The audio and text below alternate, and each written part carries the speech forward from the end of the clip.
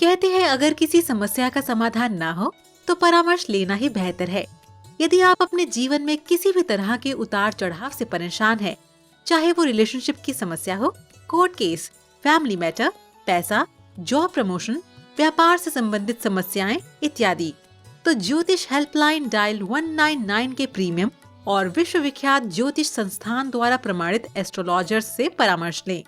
आप उनसे सीधे अपने मोबाइल फोन पर कभी भी बात कर सकते हैं। हमारे ज्योतिषी 24 घंटे 365 दिन उपलब्ध हैं। किसी भी सवाल का जवाब पाएं पूरे मनी बैक गारंटी के साथ। तो आज ही डायल 199 के जरिए ज्योतिषियों को फोन लगाएं और समाधान पाएं।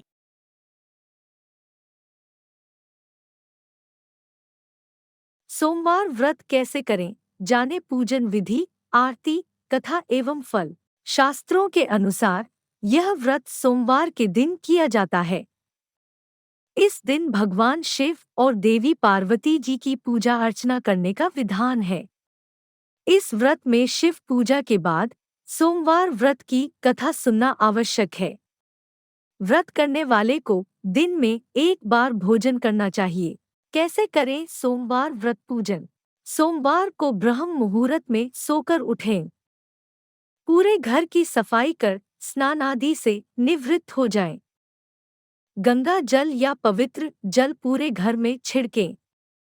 घर में ही किसी पवित्र स्थान पर भगवान शिव की मूर्ति या चित्र स्थापित करें। पूरी पूजन तैयारी के बाद निम्न मंत्र से संकल्प लें। मम क्षेम स्थैर्य विद्यारोग्यैश्वर्याभिवृद्ध्यर्थं सोमवार व्रतं करिष्ये। इसके पश्चात निम्न मंत्र से ध्यान करें। ध्यान नित्यम हेशन रजत गिरिनिभं चारुचंद्राव तंसन रत्नाकल्पोज्ज्वलांग परशुमृगवराभीतिहस्तं प्रसन्नम पद्मासीनं समन्तात् स्तुत्मर्गणैर्व्याघ्रकरित्ति वसानर विश्वाद्य विश्ववंदिन निखिल भैरम पंचवक्त्रं त्रिनेत्रम। ध्यान के पश्चात ओम नमः शिवाय से शिव जी का तथा ओम नमः शिवाय से पार्वती जी का षोडशोपचार पूजन करें। पूजन के पश्चात व्रत कथा सुनें। तत्पश्चात आरती कर प्रसाद वितरण करें। इसके बाद भोजन या फलाहार ग्रहण करें। सोमवार व्रत की पौराणिक कथा। अमरपुर नगर में एक धनी व्यापारी रहता था। दूर दूर तक उसका व्यापार फैला हुआ था। नगर में उस व्यापारी का सभी लोग मान सम्मान करते थे। इतना सब कुछ होने पर भी वह व्यापारी अंतर्मन से बहुत दुखी था, क्योंकि उस व्यापारी का कोई पुत्र नहीं था। दिन रात उसे एक ही चिंता सताती रहती थी। उसकी मृत्यु के बाद उसके इतने बड़े व्यापार और धन संपत्ति को कौन संभालेगा? पुत्र पाने की इच्छा से वह व्यापारी प्रति सोमवार भगवान शिव की व्रत पूजा किया करता था। सायंकाल को व्यापारी शिव मंदिर में जाकर भगवान शिव के सामने घी का दीपक जलाया करता था। उस व्यापारी की भक्ति देखकर एक दिन पार्वती ने भगवान शिव से कहा, हे प्राणनाथ, यह व्यापारी आपका सच्चा भक्त है। कितने दिनों से यह सोमवार का व्रत और पूजा नियमित कर रहा है। भगवान, आप इस व्यापारी की मनोकामना अवश्य पूर्ण करें। भगवान शिव ने मुस्कराते हुए कहा, हे पार्वती, इस संसार में सबको उसके कर्म के अनुसार फल की प्राप्ति होती है। प्राणी जैसा कर्म करते हैं उन्हें वैसा ही फल प्राप्त होता है। इसके बावजूद पार्वती जी नहीं मानी। उन्होंने आग्रह करते हुए कहा, नहीं प्राणनाथ, आपको इस व्यापारी की इच्छा पूरी करनी ही पड़ेगी। यह आपका अनन्य भक्त है। प्रति सोमवार आपका विधिवत व्रत रखता है और पूजा अर्चना के बाद आपको भोग लगाकर एक समय भोजन ग्रहण करता है। आपको इसे पुत्र प्राप्ति का वरदान देना ही होगा। पार्वती का इतना आग्रह देखकर भगवान शिव ने कहा, तुम्हारे आग्रह पर मैं इस व्यापारी को पुत्र प्राप्ति का वरदान देता हूँ, लेकिन इसका पुत्र 16 वर्ष से अधिक जीवित नहीं रहेगा। उसी रात भगवान शिव ने स्वप्न में उस व्यापारी को दर्शन देकर उसे पुत्र प्राप्ति का वरदान दिया और उसके पुत्र के 16 वर्ष तक जीवित रहने की बात भी बताई। भगवान के वरदान से व्यापारी को खुशी तो हुई, लेकिन पुत्र की अल्पायु की चिंता ने उस खुशी को नष्ट कर दिया। व्यापारी पहले की तरह सोमवार का विधिवत व्रत करता रहा। कुछ महीने पश्चात उसके घर अति सुंदर पुत्र उत्पन्न हुआ। पुत्र जन्म से व्यापारी के घर में खुशियां भर गईं। बहुत धूमधाम से पुत्र जन्म का समारोह मनाया गया। व्यापारी को पुत्र जन्म की अधिक खुशी नहीं हुई, क्योंकि उसे पुत्र की अल्प आयु के रहस्य का पता था। यह रहस्य घर में किसी को नहीं मालूम था। विद्वान ब्राह्मणों ने उस पुत्र का नाम अमर रखा। जब अमर 12 वर्ष का हुआ तो शिक्षा के लिए उसे वाराणसी भेजने का निश्चय हुआ।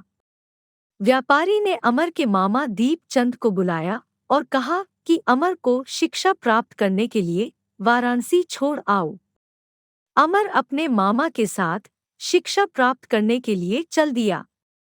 रास्ते में जहां भी अमर और दीपचंद रात्रि विश्राम के लिए ठहरते, वहीं यज्ञ करते और ब्राह्मणों को भोजन कराते थे। लंबी यात्रा के बाद अमर और दीपचंद एक नगर में पहुंचे। उस नगर के राजा की कन्या के विवाह की खुशी में पूरे नगर को सजाया गया था। निश्चित समय पर बारात आ गई, लेकिन वर का पिता अपने बेटे के एक आंख से काने होने के कारण बहुत चिंतित था। उसे इस बात का भय सता रहा था कि राजा को इस बात का पता चलने पर कहीं वह विवाह से इनकार न कर दे। इससे उसकी बदनामी होगी। वर के पिता ने अमर को देखा तो उसके मस्तिष्क में एक विचार आया।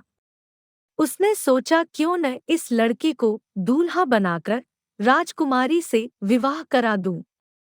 विवाह के बाद इसको धन देकर विदा कर दूंगा और राजकुमारी को अपने नगर में ले जाऊंगा। वर के पिता ने इसी संबंध में अमर और दीपचंद से बात की। दीपचंद ने धन मिलने के लालच में वर के पिता की बात स्वीकार कर ली। अमर को दूल्हे के वस्त्र पहनाकर राजकुमारी चंद्रिका से विवाह करा दिया गया। राजा ने बहुत सा धन देकर राजकुमारी को विदा किया। अमर जब लौट रहा था तो सच नहीं छिपा सका और उसने राजकुमारी की ओढ़नी पर लिख दिया, राजकुमारी चंद्रिका, तुम्हारा विवाह तो मेरे साथ हुआ था। मैं तो वाराणसी में शिक्षा प्राप्त करने जा रहा हूँ। अब तुम्हें जिस नवयुवक की पत्नी बनना पड़ेगा वह कान्हा है। जब राजकुमारी ने अपनी ओढ़नी पर लिखा हुआ पढ़ा तो उसने काने लड़के के साथ जाने से इनकार कर दिया। राजा ने सब बातें जानकर राजकुमारी को महल में रख लिया। उधर अमर अपने मामा दीपचंद के साथ वाराणसी पहुंच गया। अमर ने गुरुकुल में पढ़ना शुरू कर दिया। जब अमर की आयु 16 वर्ष पूरी हुई तो उसने एक यज्ञ किया। यज्ञ की समाप्ति पर ब्राह्मणों को भोजन कराया और खूब अन्न वस्त्र दान किए। रात को अमर अपने शयन कक्ष में सो गया। शिव के वरदान के अनुसार शयनावस्था में ही अमर के प्राण पखेरु उड़ गए। सूर्योदय पर मामा अमर को मृत देखकर रोने पीटने लगा।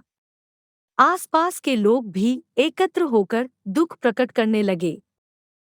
मामा के रोने विलाप करने के स्वर समीप से गुजरते हुए भगवान शिव और माता पार्वती ने भी सुने। पार्वती जी ने भगवान से कहा, प्राणनाथ, मुझसे इसके रोने के स्वर सहन नहीं हो रहे। आप इस व्यक्ति के कष्ट अवश्य दूर करें। भगवान शिव ने पार्वती जी के साथ अदृश्य रूप में समीप जाकर अमर को देखा तो पार्वती जी से बोले, पार्वती, यह तो उसी व्यापारी का पुत्र है। मैंने इसे 16 वर्ष की आयु का वरदान दिया था। इसकी आयु तो पूरी हो गई।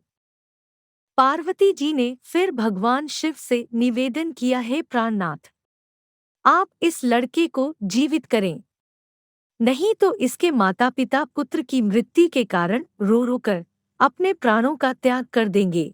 इस लड़के का पिता तो आपका परम भक्त है।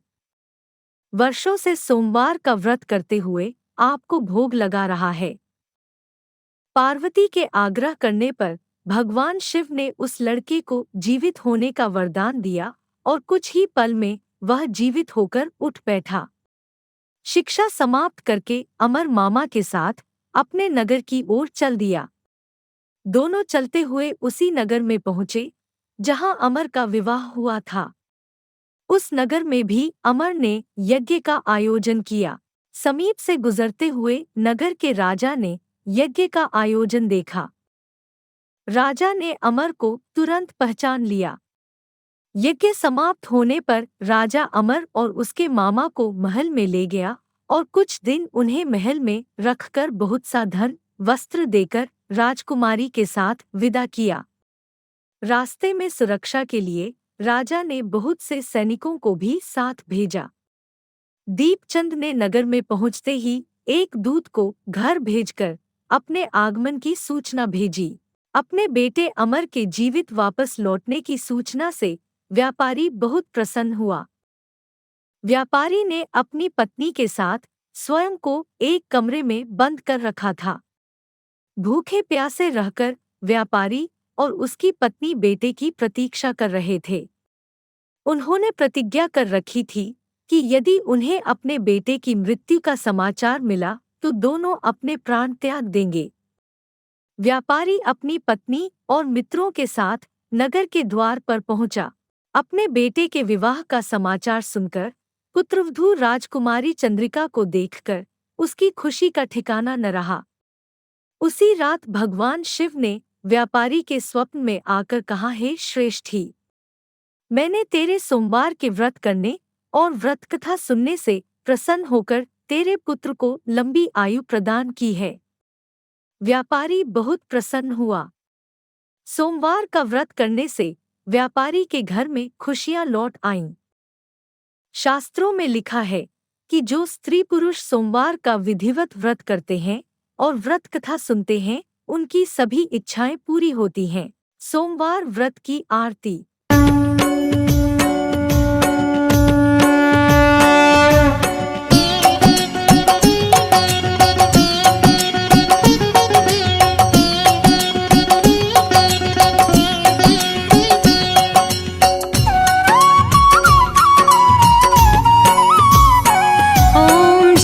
शिव ओंकारा,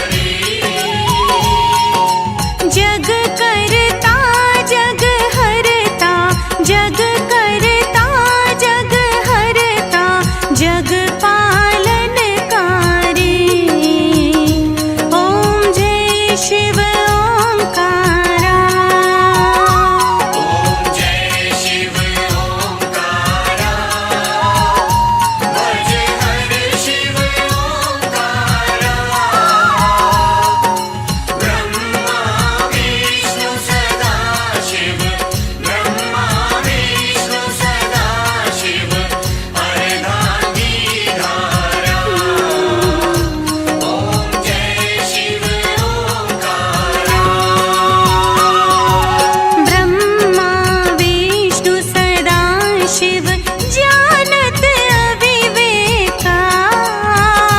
स्वामी जानत अविवेका।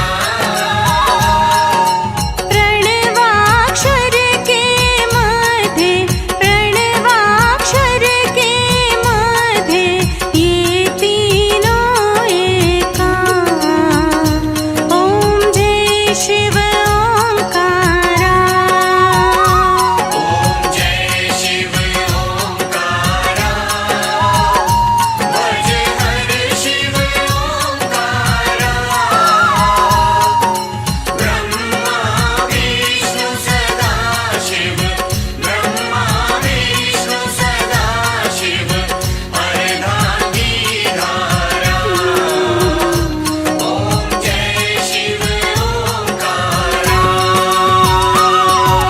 त्रिगुण स्वामी जी की आरती जो कोई जन गावे। स्वामी प्रेम सहित गावे। कहत शिवानंद स्वामी, कहत हरि हर स्वामी, मन वांछित फल पावे। ओम जय शिव ओंकारा। ओम जय शिव ओंकारा। भज हर शिव ओंकारा।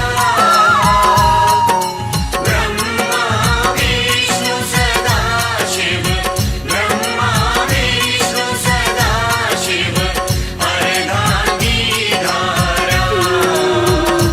ओम जय शिव ओंकारा। ओम जय शिव ओंकारा। भज हर शिव ओंकारा। ब्रह्मा विष्णु सदा शिव, ब्रह्मा विष्णु सदा शिव, अर्धांगी धारा। ओम जय शिव ओंकारा। व्रत का फल। जीवन धन धान्य से भर जाता है। सभी अनिष्टों का हरण कर भगवान शिव अपने भक्तों के कष्टों को दूर करते हैं। सोमवार व्रत नियमित रूप से करने पर भगवान शिव तथा देवी पार्वती की अनुकंपा बनी रहती है। आपका दिन शुभ हो और इस चैनल को सब्सक्राइब करना ना भूले। धन्यवाद।